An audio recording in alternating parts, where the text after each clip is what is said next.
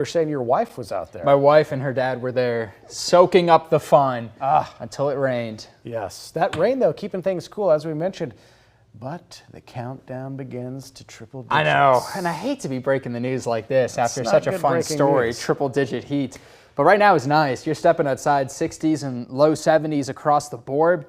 Currently it's 72 in Austin, 67 in Gillespie, 67 in Lampasas, 68 in Bastrop. Any sort of light shower activity will continue to fizzle out with some clouds building in to start off your Mother's Day, quickly turning to sunshine by the afternoon. So here's your day planner for Mother's Day. 0% rain chance from the upper 50s at 7 a.m. By noon, 75, and by 4 p.m., 82. So walking you through clouds and radar by the afternoon. Notice it's abundant sunshine across the board with a few wispy clouds here and there, but more blue sky than not compared to today and the day prior. City by city, here are the high temps by tomorrow afternoon. 83 in Austin, 81 in Georgetown. Winds still coming in out of the north, so counties north of Austin. That's Milam, Lampasas, and San Saba.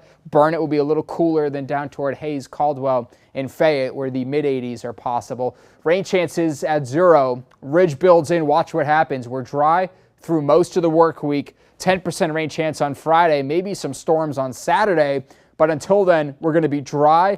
And then look at this decent ridging that will continue to build in. Computer models have been really consistent about unseasonable heat on the way. High pressure has a clockwise flow, so I drew some of these arrows to show you the winds will shift to the southwest. It's going to be really dry and then not a lot of cloud cover, so therefore drier air is easier to heat up in. Look at this, 90 on Monday. How about 100 on Tuesday, 101 on Wednesday? The earliest ever triple-digit day in the Austin history is May 4th, looking back at the records. So this is going to be in the top 5 for the earliest start of triple-digit heat. Continuing well into the end of the work week, 99 and 98, that's still getting pretty close to the century mark there. So wouldn't be surprised if we continue to see our computer models trending hotter as they have been.